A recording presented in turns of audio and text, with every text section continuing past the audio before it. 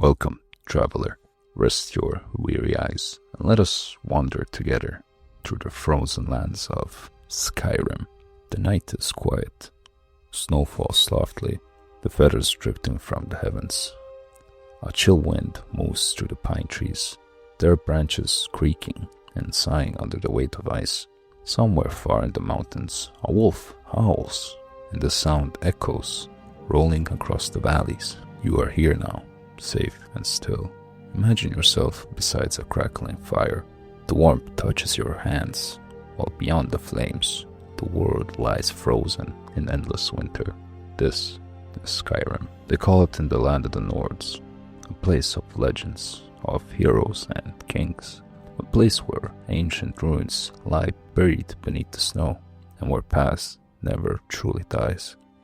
Each mountain you see on the horizon, each jagged peak, in older than memory itself, the land remembers, the stones remember. The whispers of the gods still linger here, caught in the wind, drifting through the long halls of time. Close your eyes and picture it.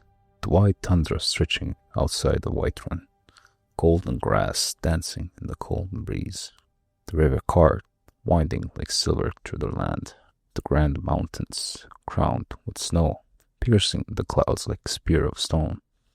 Everywhere, silence, a silence so deep you can almost hear the heartbeat of the world itself. But Skyrim is not empty, it is alive. You may hear the slow crunch of boots on snow, a traveler making their way across the frozen pass.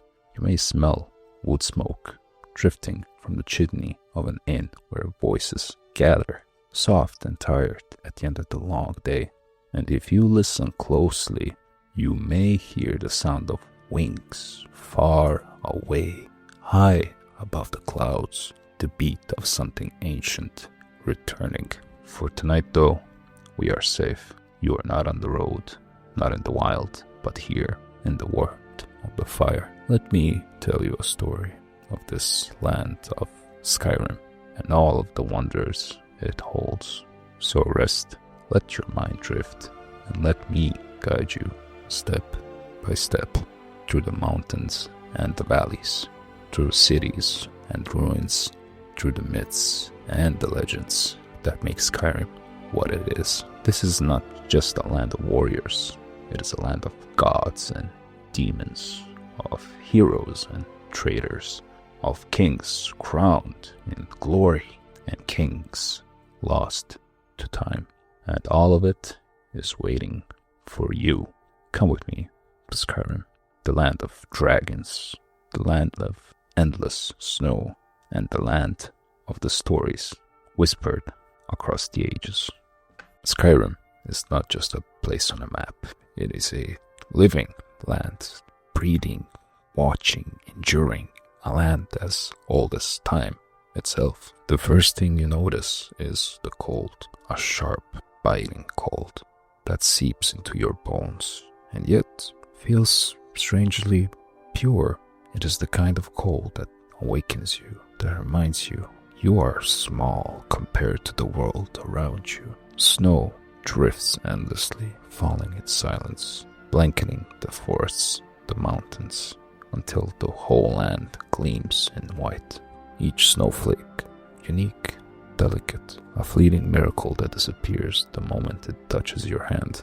The mountains of Skyrim rise like giants, jagged, unyielding, eternal. Their peaks claw at the clouds, and even the bravest climbers often do not return.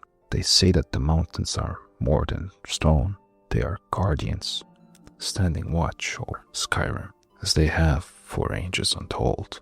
Among these peaks, you may find frozen lakes, their surfaces smooth and glassy, reflecting and shimmering lights of the night sky. And oh, the skies of Skyrim. At dusk, the heavens burn with orange fire. At night, the auroras dance, curtains of green and violet rippling across the black canvas of eternity. No painter, no bard could ever capture their beauty. But Skyrim is not only snow and stone. There are forests dense with pine and spruce, their branches bent under the weight of the snow, their needles whispering secrets of the wind. Wolves stalk the undergrowth, owls glide silently between the trees, and sometimes, in the hush of night, you might hear a bear's growl, low and thunderous, rolling through the dark. Tundra spreads wide, like an endless sea of golden grasses, bending and waving in the northern wind. Mammoths wander here, their heavy footsteps shaking the ground. Beside them walk the giants, tall and silent, their clubs resting lazily on their shoulders. Few dare to disturb them, for this is their land as much as it is of the North's.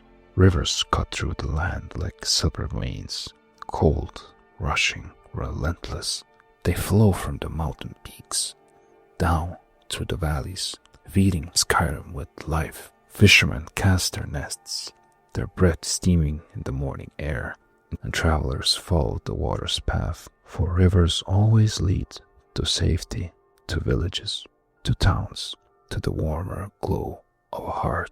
Skyrim is wild, Skyrim is untamed. It does not bend to anyone, not man, not elf, not even the gods. And yet, for those who walk her paths, who listen to the whispers of the wind and the silence of the snow, Skyrim offers something rare, a kind of peace. This is the land itself, harsh, unyielding, but beautiful beyond measure.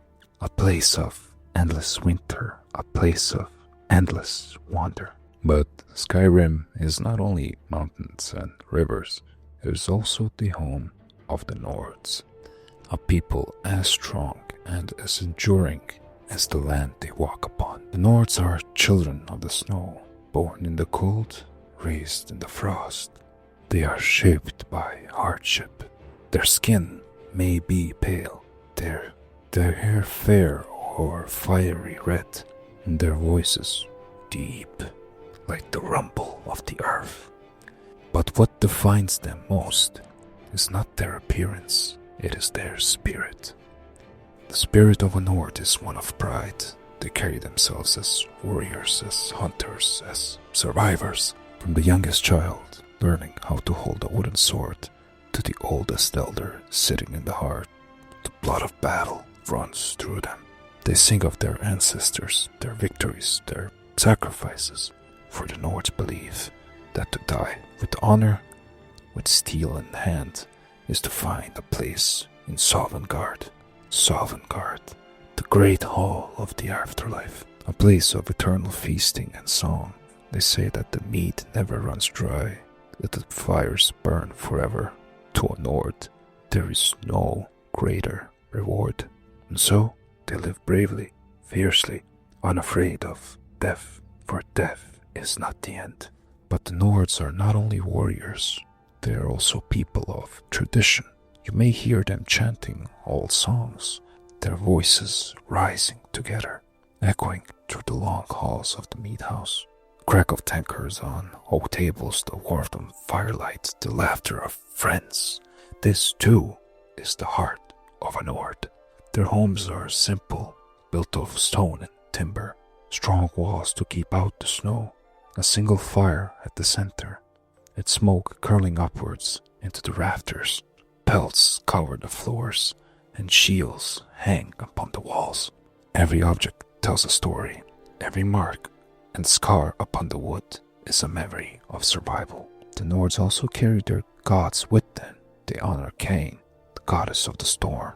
They whisper praise to Sar, the god of the underworld, who welcomes them into Sovngarde.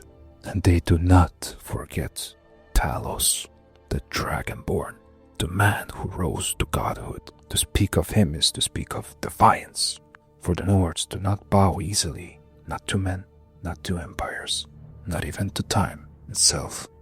The Nord is proud, the Nord is stubborn, the Nord is free. They may fight amongst themselves, quarrel over kings and thrones, but in their hearts they are bound by their love of Skyrim, their land, their home, their destiny. This is the Nord, child of snow, keeper of tradition, warrior of the north, unyielding as the mountains themselves. Across Skyrim's frozen wilds stand 9 great holds, 9 cities, each one different, each one carrying the spirit of its people. To walk their streets is to glimpse into the 9 faces of Skyrim itself. First of these is Whiterun, the heart of the land, set upon the white tundra. Its walls of stone rise proudly, welcoming travelers from every corner of Skyrim. Above it all, pitched high upon the hill, is Dragon's Reach, a hall of wood and golden beams, stretching towards the heavens like a ship turned skyward. Here the Jarl listens to his people, while the markets below buzz with life. Merchants shouting softly, children chasing one another, the smell of roasted meat drifting from the banner mare. Whiterun feels alive. It is the beating heart of Skyrim. Far to the east stands Windhelm, oldest of the North cities, a place of stone, grey and cold, its walls carved from the very cliffs of the land. Snow gathers in the streets, and the wind howls endlessly through its narrow valleys. Here Ulfric Stormcloak rules, and his people whisper of rebellion, of freedom from the Empire. Yet outside these walls, dumber refugees crowd the slums. Their fires dim, their voices vary. Windhelm is proud, but also divided. To the west, high above the sea, stands Solitude, a city built upon a great arch of stone, its walls rising like a crown against the sky. Here the Empire's banners still fly. The sound of drums and horns echo through the courtyard. The blue palace looms cold and distant, where Jarl Elisif sits in sorrow, a widow of war. Solitude is beautiful, grand, elegant, but beneath its polished stone lies grief, the weight of the Empire crumbling. In the marshes of the Rift lies Riften, a city of shadows. Wooden houses lean over the black water, their foundations sinking slowly into the swamp. The markets bustle with ease, their hands light and quick. Beneath the streets, in the hidden sewers, the Thieves' Guild whispers its schemes. Yet even here, lanterns glow upon the canals, and fishermen cast their nets, trying to live honest life. Riften is corruption and survival. Beyond these, there are others, Markarth, carved into the cliffs, its walls gleaming with ancient Wemberstone. Mordhall, shrouded in mist and silence, its people wary of outsiders. Dawnstar, a cold port where sailors dream of nightmares. Winterhold, once proud, now broken, its ruins crumble into the sea, yet still home to the college, where mages seek forgotten power. And Falkgrave, quiet among the pines, a town of graves and memory. Each city is different, each city is alive. Together, they are the bones and blood of Skyrim. 9 holds, 9 reflections of a land that is harsh and beautiful and eternal. But Skyrim is more than mountains, more than cities, more than the proud voices of the Nords. It is a land warped in mystery. Everywhere you walk, the past lingers. Every whisper of wind in a barrow tells the story of ages long gone. The land is scattered with ruins. Some are small, a single arch, a broken pillar, half buried in snow. Others are vast, great halls that stretch deep into the mountains, echoing with the footsteps of ghosts. Those are the tombs of the ancients, barrows where kings of old rest, their bones wrapped in dust, their spirits bound to guard what was left behind. The Nords of today still honor these places, but they also fear them, for to enter a barrow is to awaken the dead. The Draugr, once warriors, now twisted, their eyes burning with blue, with the curse of eternity. They wait in silence, clutching rusted swords until the living trespass, and then they rise. The barrows are not the only secrets. Skyrim is a land marked with gods themselves. The standing stones, tall black monoliths, etched with glowing runes. Each stone hums softly like a heartbeat, a voice from the beyond. They grant power to those who touch them, the warrior, the mage, the thief. Each path marked by a stone, each gift a blessing, or perhaps a burden. Travelers speak of these stones in hushed voices. Some believe they are gifts from the divines, others say they are traps, old forgotten things, meant to bind mortals to a destiny they cannot escape. And there are whispers still older, the ruins of the Dwemer, the deep palace of stone where machines still walk through there, though their masters are long gone. Strange halls of brass and steam filled with gears that turn without end. The Nords do not understand them. Few dare to enter, for the Dwemer vanished, all at once, like a candle blown out in the wind. No one knows why, no one knows where. Their halls remain waiting in silence, guarded by metal that does not sleep. Everywhere in Skyrim there is mystery. The auroras that dance above the frozen north, the whispers of greybeards upon High Hrothgar, the strange lights in the marshes of Hjalmark, the ancient stones that stand against the sea. It is a land, past and present, are bound together, woven into every path, every shadow. To walk through Skyrim is never just to walk through snow and stone. It is to walk through memory, through the echoes of those who came before, and perhaps through the whispers of those yet to come. This is the mystery of Skyrim, endless, silent, waiting for those brave enough to listen. Skyrim has always been a land of strength, but even the strongest lands can break.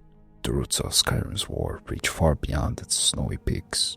They began with the Empire, once vast, once unshakable, its banners flying from Cyrodiil to Hammerfell. But time has worn thin, and war has scarred it deeply. Not long ago the Empire fought the Aldmeri Dominion, a war of fire and blood that stretched across Tamriel. The Dominion, elves of Somerset, proud, merciless, who sought to bend all races beneath their will. The war raged for years. Cities burned, armies fell, and in the end, the Empire could not win. The White Gold conquered, and this is what ended the war. A treaty signed in desperation. It brought peace, but it was a bitter peace. For within its words was a wound that struck at the very heart of the Nords. The Concordant forbade the worship of Talos. Talos, the god who was once man. Talos, the dragon who walked the earth as a gnome, rose to the heavens as a divine. To the Nords, Talos is more than a god. He is a proof that the man is strong, that man can ascend, that man is not lesser. The man is not lesser than an elf.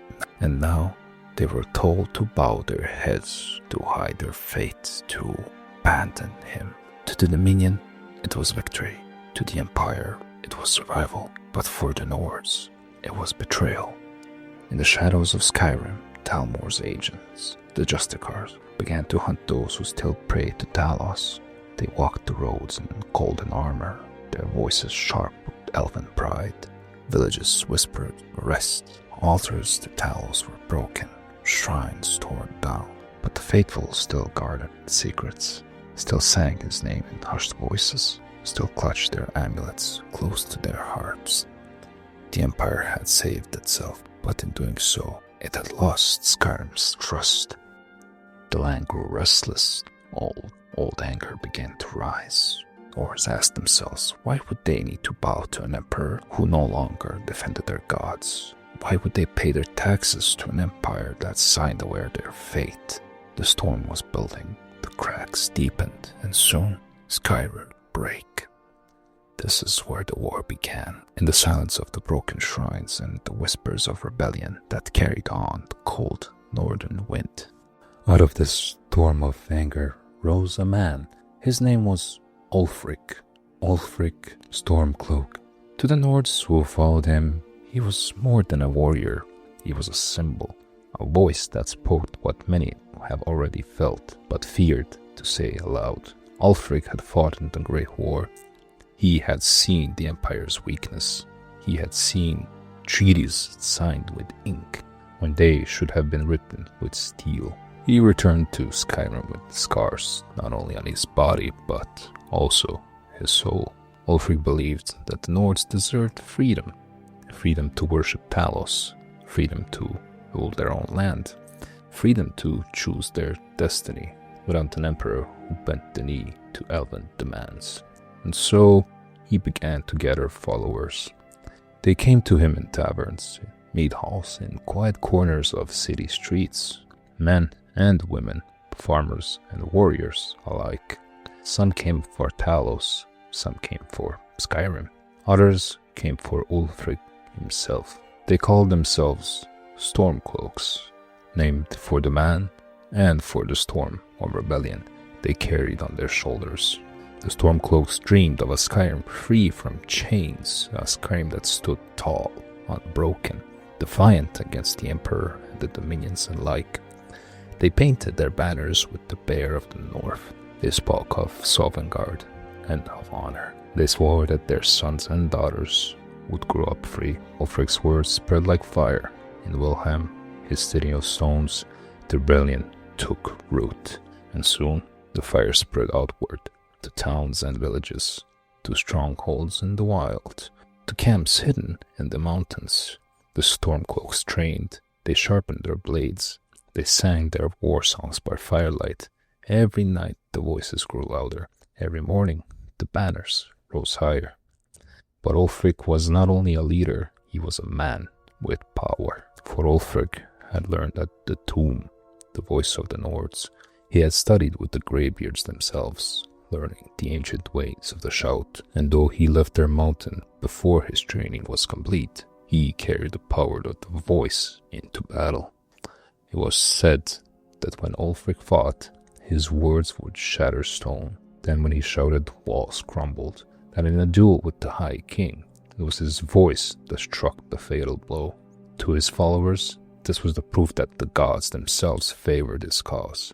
To his enemy, it was a murder, but either way, it was a spark that lit the fire of war. And so, the Stormcloaks rose, not just as rebels, but as a movement, a cry for freedom, echoing through the mountains and valleys, a storm gathering strength, ready to break upon Skyrim.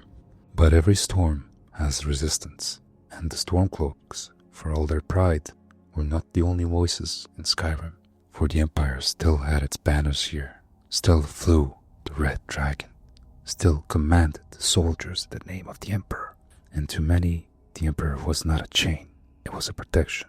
The Empire had bled in the Great War, it had bent, but it had not broken. It was the Empire's armies that stood against the Dominion when no other power could. It was the Empire's sacrifice that saved Tamriel from conquest. The White Gold Concordant was bitter. The ban on Talos worship was cruel. But the Empire asked a question the Stormcloaks often ignored. Without unity, how long would a man survive? If Skyrim stood alone, what chances would it have against the Dominion of endless legions? To those who wore the Empire's colors, the choice was clear. Bend for now, so that one day all might stand free, lose one battle to win the war yet to come. General Tullius was the commander, a man of discipline, hardened by years of service. He did not love Skyrim.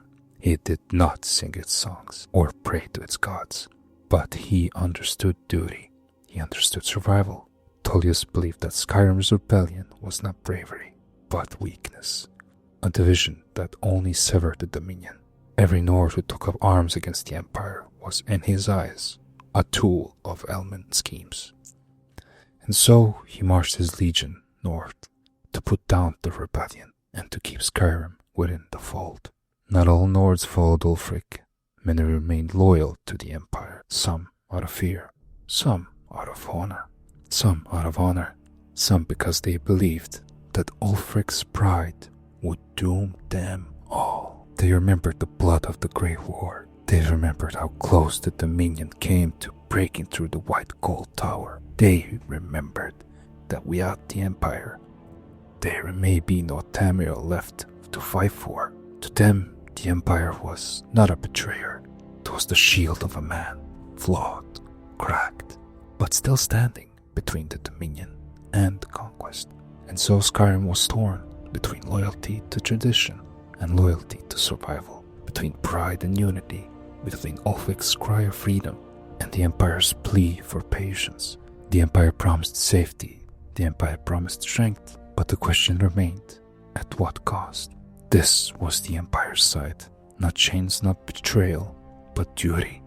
A belief that sacrifice today would guard the world from tomorrow. And in Skyrim, many still choose that path. Wars are not only fought on battlefields, they are fought in villages, in homes, in the quiet places between family. And Skyrim's civil war was no different. When Ulfric raised his banners and when the Empire answered, the land itself split into two. Whiterun, torn between both sides, hesitated as its people whispered in Wilhelm. Stormcloak voices roared like thunder. In solitude, imperial drums beat steadily, calling for loyalty. But outside the grey halls of jarls and generals, in the fields and towns, life became uncertain. A farmer might see his son march away in Stormcloak blue, while his brother swore himself to the legion's red.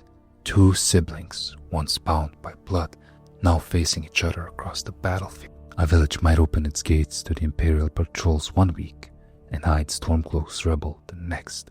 Merchants debated in hushed tones, for one buyer wore the bear of Ulfric and the other carried the emperor's coin. Even inns grew heavy with silence, as travelers chose their words carefully, never knowing who might be listening. The Talmor, the elves of the Dominion, watched all this with quiet smiles.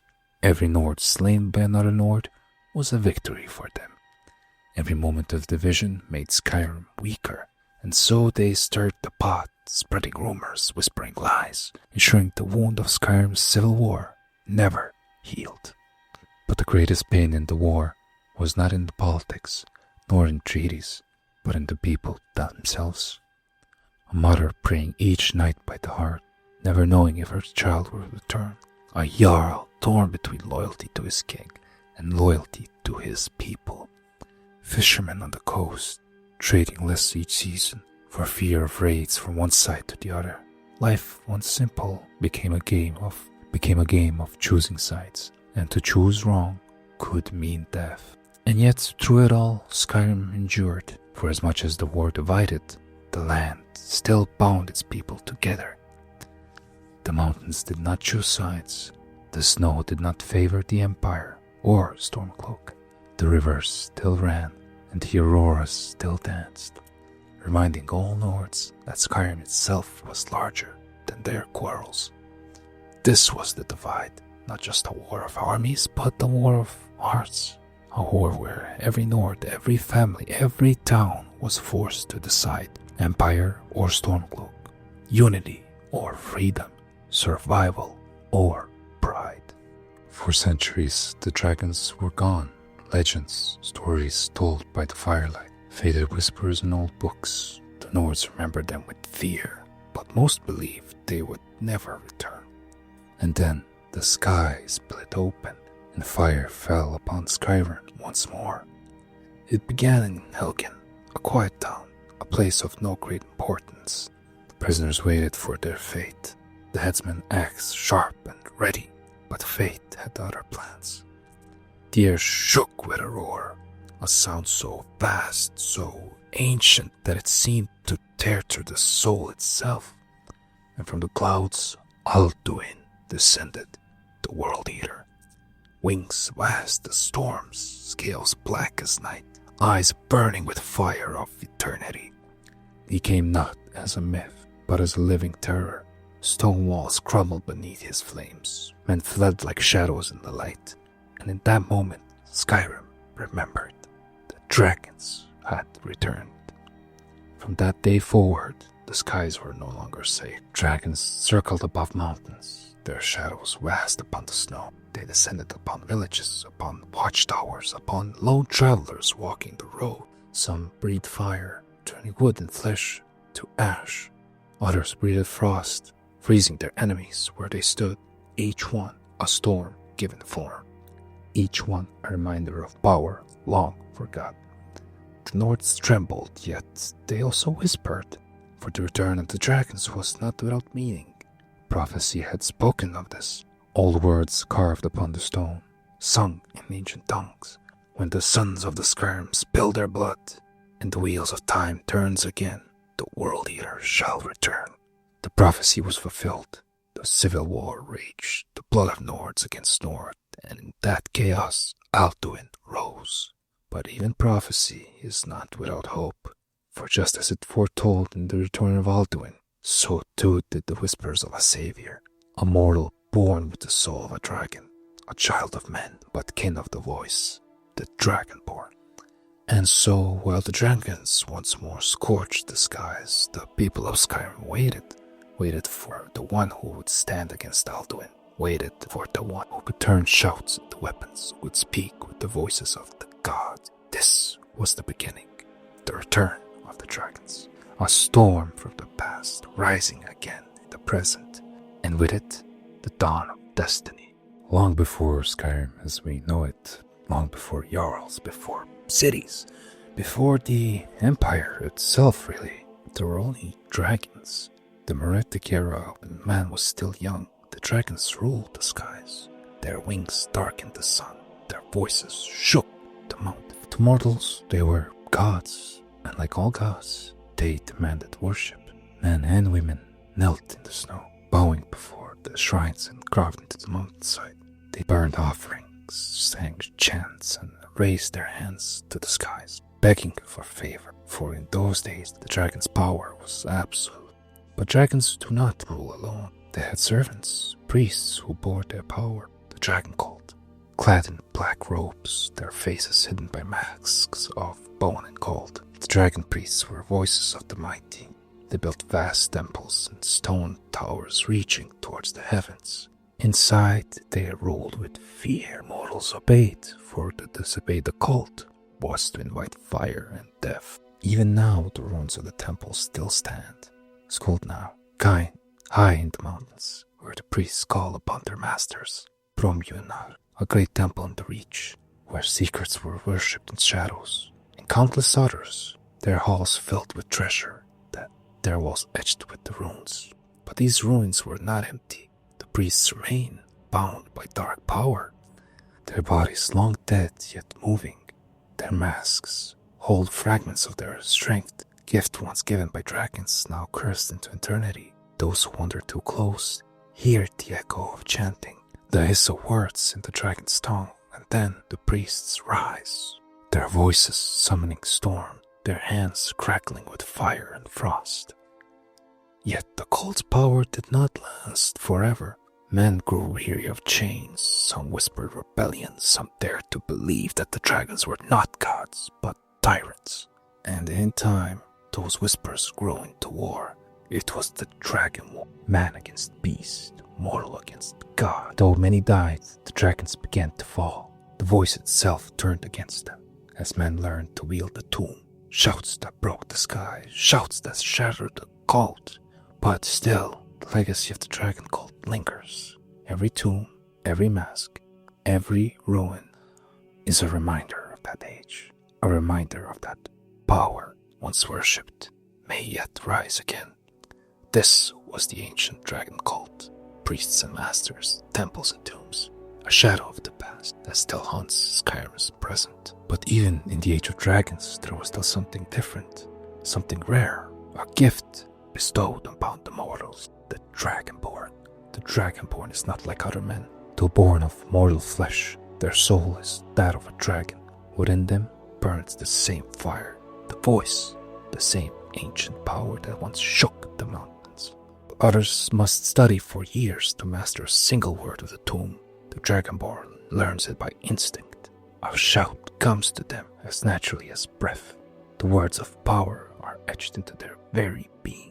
Fus, Ro, Da. When spoken by immortal lips, the words are only sounds, but from the Dragonborn, they are force, they are storm, they are destiny. Throughout history, the Dragonborn have appeared in moments of great need.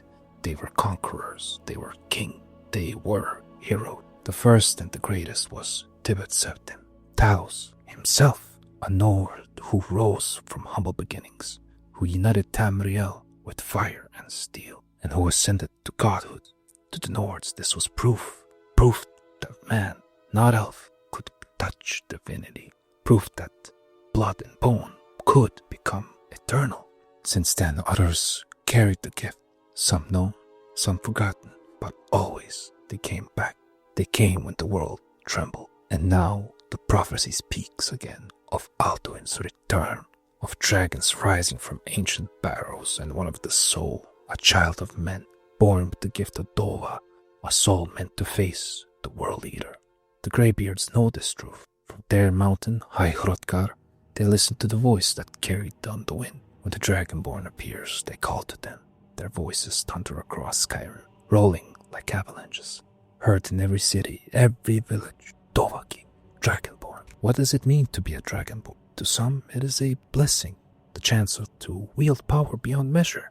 But to others, it is a curse, a destiny that cannot be refused. The dragonborn cannot escape their role. The prophecy binds them, the voice calls them, and Alduin waits. This is the dragonborn, the soul of a dragon, born into the body of a man, a bridge between gods and mortals, a gift and a burden. Every legend has a shadow, and as for the Nords, the shadow is Alduin, the firstborn of Akatosh, the father of dragons, the world eater. To many, Alduin was God, a force of creation and destruction. For just as the fire gives warmth and burns, Alduin too was both protector and doom. In the oldest of Nordic myths, it is said that Alduin will end the world, not with armies, not with fire alone, but by devouring it, swallowing all of creation, so that the time itself may begin again. The Nords feared him, but they also accepted him, for to them, the end of the world was not only death, it was renewal, an eternal cycle where endings gave birth to beginnings.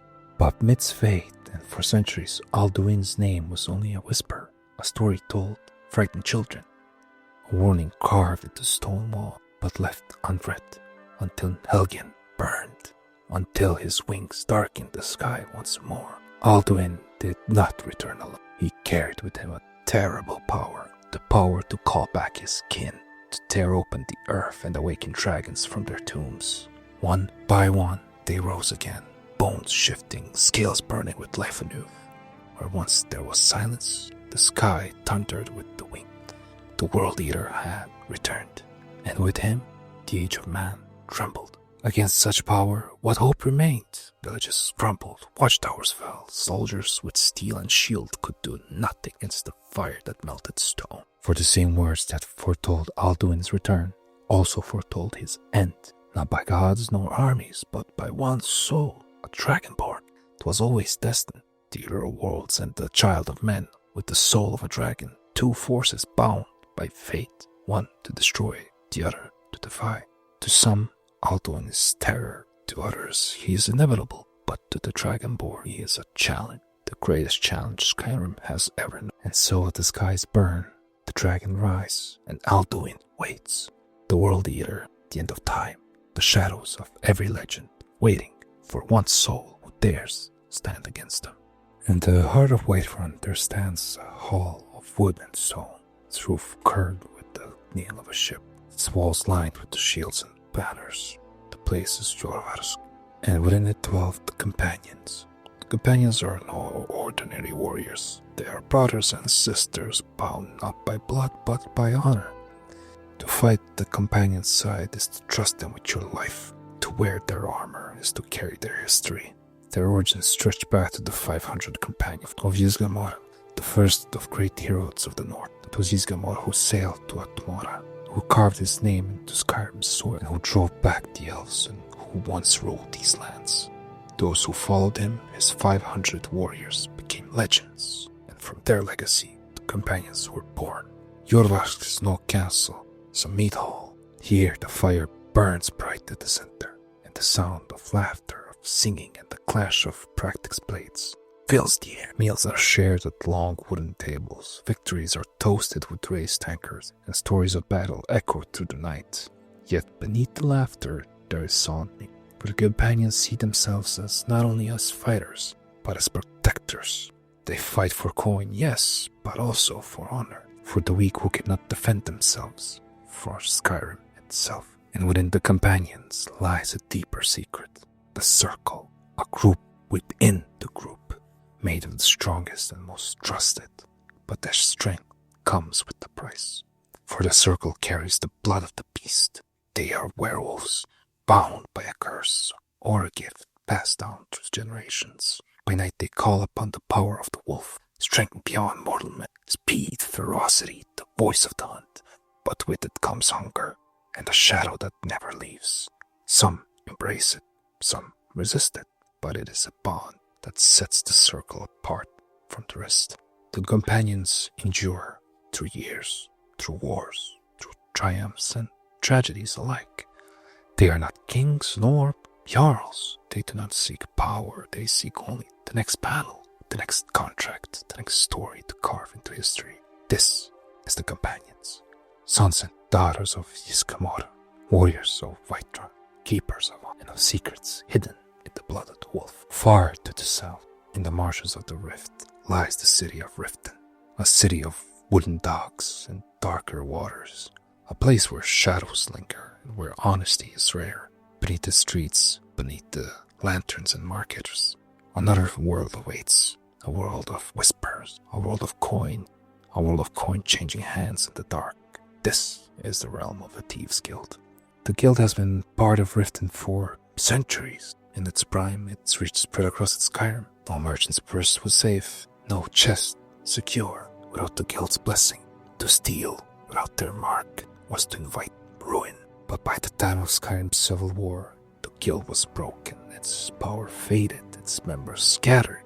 Rival gangs rose in its place, mocking the once feared name of the guild. Still, the shadows are patient. In the Ratway, a network of tunnels beneath Riften, the last remnants endure. They wait in the dark, plotting, scheming, hoping for the chance to rise again. The Thieves' Guild is not honor-bound like the companions. Their code is simple: wealth, influence, power. They speak not of Sovngarde, but of gold, not of glory, but of shadows. Yet even in the shadows, rituals remain. Members whispered their oaths before the statue of Nocturnal, the Daedric mistress of night and fortune. They believe their success, their luck, comes from her hand, and in return, they serve her well. Riften itself carries their mark, a subtle symbol scratched into wood and stone, hidden in plain sight. To the unknowing eye, it is nothing, but to the guild, it is a language, a code that says safe house, fence, danger, opportunity. With these signs, the guild moves unseen, a shadow that walks beside you, though you never notice. Their leaders are as cunning as the city that they rule. Mercer Frey, a name spoken with both fear and contempt.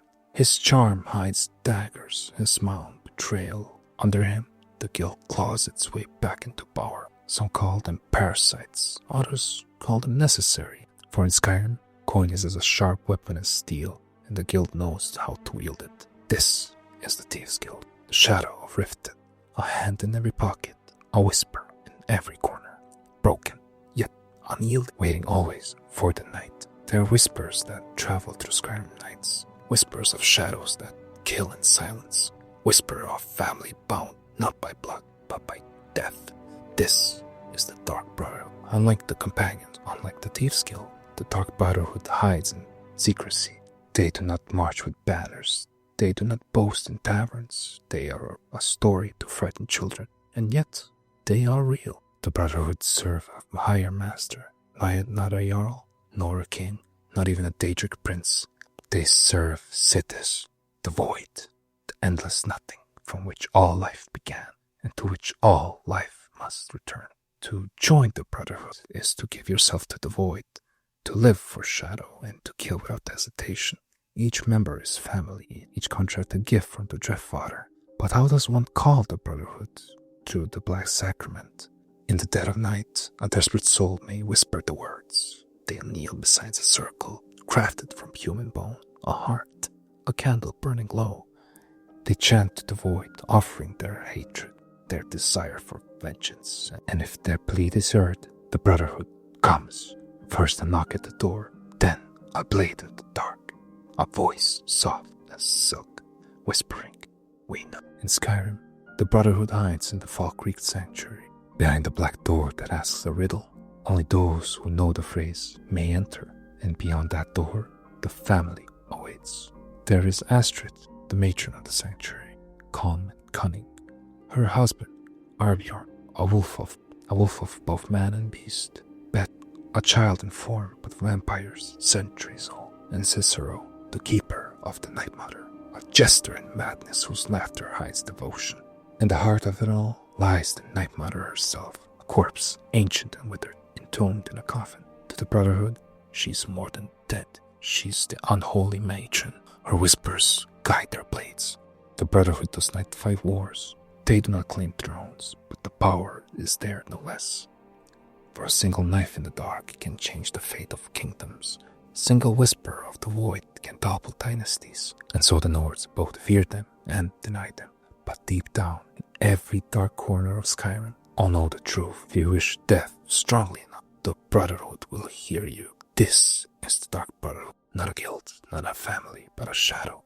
A hand that reaches for the void itself. And when they come, there is no escape. Far to the north, where the sea crashes against jagged cliffs, where snow falls heavier than anywhere else in Skyrim, stands the broken city of Winterhold. Most of the cities lie in ruin. Years ago, the ground shook, the sea rose, and in a single night, Winterhold crumbled. Homes were swallowed, streets collapsed, families vanished into the waves.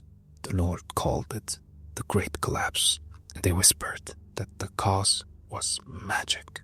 For amid the ruins, one place still stands, a great stone bridge, arched and narrow, leading to a tower crowned in ice and snow. This is the College of Winterhold. To some, it is a sanctuary of knowledge, to others, a nest of danger, but to all, it is a heart of magic. In Skyrim, the college welcomes any who seek the arcane, does not ask for bloodline, nor wealth, nor name, only curiosity, only the will to learn. Here apprentices study spells that bend fire and frost to their command, the whispers of word of illusions, twisting sight and sound. They call upon the schools of restoration, healing wounds, mending bone, and some dare to peer deeper, to conjure, to summon, to speak to powers beyond the mortal veil. The halls of the college are quiet, yet alive with energy. Books line the walls, scrolls lie scattered upon tables. Candles burn into the night, their flames dancing beside weary scholars. The great hall, mages debate, their voices sharp, their words sparring like swords. But in their chambers, alone by the fire, they dream of secrets yet to be uncovered. The Archmage leads them, a figure of wisdom and burden, tasked with guarding not only knowledge, but the fragile peace between mages and the Nords. Distrust festers. The people of Skyrim see only the ruins of Winterhold. They see the storm. They see strange lights above the tower, and they whisper that magic will be their doom. And yet the college endures. It endures magic because it is as old as Skyrim itself, and as old as stars that guide sailors, and as old as the voice that shakes the mountains. Whether feared or worshipped, it cannot be erased. This is the College of Winterhold, a place of study, a place of suspicion, a place where mortals reach for power that was never meant to be theirs, silent above the sea, waiting for the next hand, brave enough to open its doors. Beyond Skyrim, beyond Nirn itself, there are realms that mortals were never meant to see, realms of darkness, of wonder, of madness, and in those realms dwell the Daedric princes. They are not gods as the Nords know them. They are older, stranger, powers that do not obey mortal law. Some offer gifts, some demand worship, and some simply play with the fates of these men. Like a child with a toy. There is Azura, the Lady of Dusk and Dawn. Her star shines in the sky, a beacon for those who seek her. The Dunmer revere her, but even in Skyrim her presence lingers. Her statue rises tall in the mountains, a woman carved from stone, arms lifted to the heavens. To Azura, endings are only beginnings. Night flows into day, life flows into death, and all of it is a part of an eternal cycle. Then there is Meridia, bright, radiant, a force of light against the darkness. She despises the undead, the twisted forms that defy the natural order.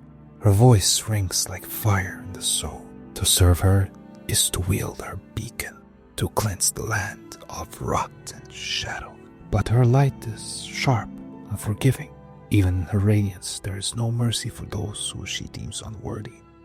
And Segarat, the mad god, the prince of madness. One moment laughter, the next despair.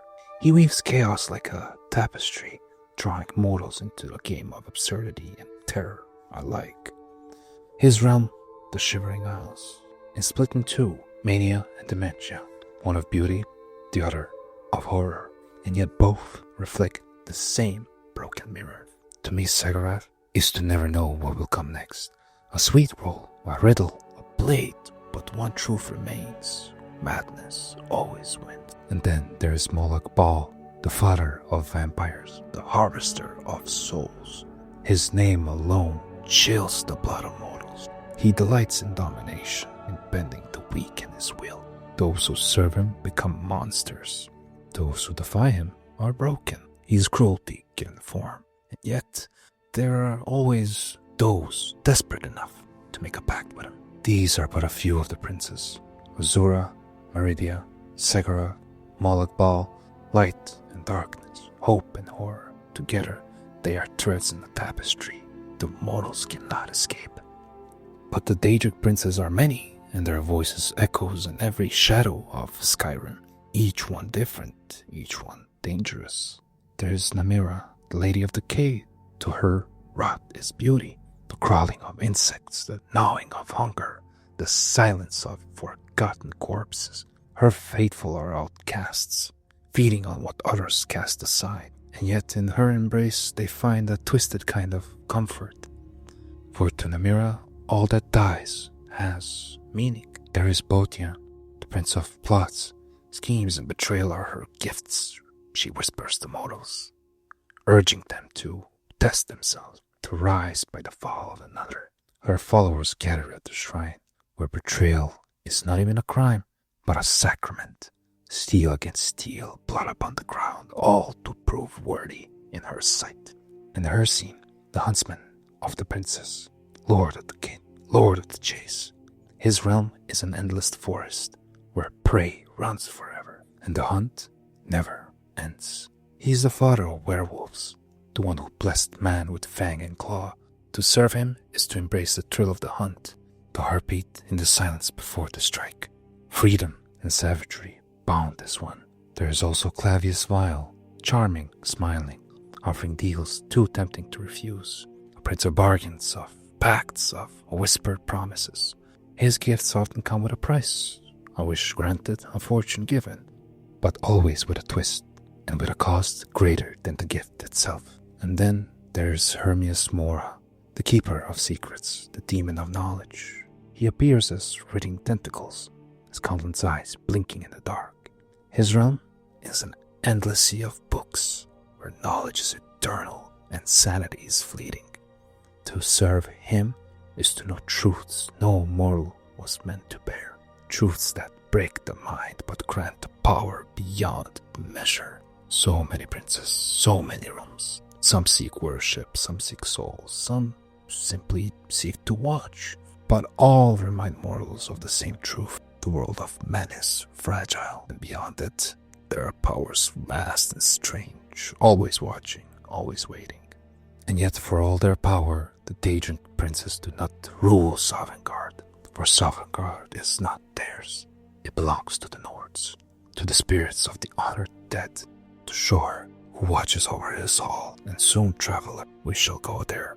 We shall walk the misty fields of Sovngarde and listen to the songs of heroes that echo for eternity. And now, traveler, let us go beyond Skyrim, beyond mountains, beyond snow, beyond the battles of mortals. Let us walk into Sovngarde. They say that Sovngarde lies far from the mortal world, a realm of mist and glory, where the honored dead are carried by Shor's hand. When a Nord dies with steel in hand, when they fall with courage in their heart, their soul does not wander in darkness. It is lifted into Sovngarde. The journey begins in the mists. A pale fog stretches out forever, Soft beneath the feet, cool against the skin, whispers drift through the air. Voices of the countless fallen who wander, watching for the bridge. And then the bridge appears, a span of bone and stone, stretching over endless mist. At its gate stands June, the shield thane of shore, tall, unyielding, a guardian of hall of valor. He asks no long questions, only one: are you worthy? If the soul has lived with courage, if they have faced death with honor, then Soon steps aside, and the soul crosses the bridge, step by step, into eternity. On the far side of the bridge rises the Hall of Valor. Golden lights spill from its doors. Its roof soars into the heavens, its walls carved with the tales of every hero. Inside, the fires burn bright, and the tables stretch long. Here the heroes of old gather. Isdramor, with his 500 companions, mighty warriors whose names still echo in Nord songs. Kings and jarls long buried, their crowns set aside, their voices raised in endless laughter. They drink from horns of mead, they sing songs of battle and of glory. Their voices roll like thunder, shaking from the golden rafters. And in the center of it all, upon his throne, sits Sjor, the father of the North, the god who watches over his children. He greets every soul who enters. No crown upon his head, no armor upon his chest, only the strength of a god and the warmth of a father. Sovngarde is not sorrow, it is not silence, it is life unending. A life where the wounds of war are healed, where the burdens of mortality fade. Here no warrior feels pain, no soul feels fear. Here the songs never end, and the fire never dies. The mead flows, the blades shine, the laughter rises, and the honored dead are at peace.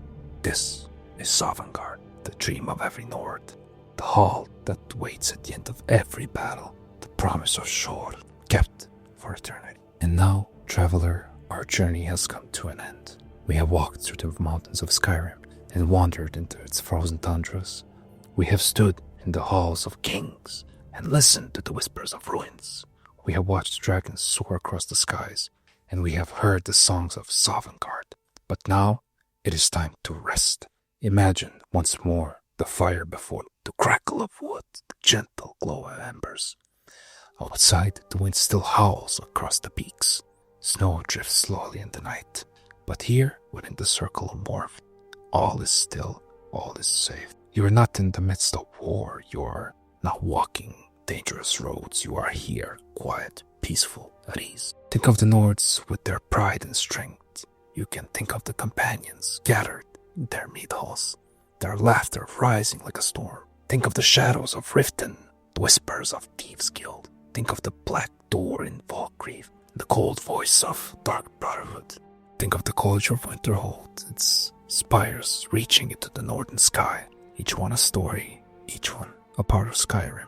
A land harsh, a land unyielding, but a land of endless wonder. And the dragons, do you hear their wings still beating high above the clouds? Do you hear the voice of the tomb echoing across the mountains? The Dragonborn rises, a soul of fire born from mortal flesh, destiny calling, fate unfolding, and above it all, the shadow of Alduin waiting, watching, hungering for the world itself. But not tonight. Tonight there are no battles, no burdens, only the gentle rhythm of breath, only the comfort of knowing that the stories will wait for you when dawn comes again. The Daedric princes, their voices too fade into silence. Azura's star glimmers, Radia's light still burns, Ziggurat still laughs, and Moloch Ball still hungers. But here, none of them can touch you. Their realms are far away, their whispers cannot reach your dreams.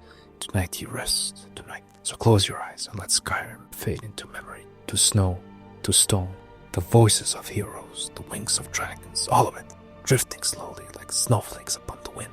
Let the warmth of the fire carry you, let the quiet of the night surround you, and let your mind wander, not through battlefields, but through dreams. And so, traveler, our tale is done. The road has ended. The fire burns low, and the night calls you to rest. May Sovngar's light guide you. May the songs of Skyrim carry you gently into sleep. And may your dreams be filled with peace. Good night.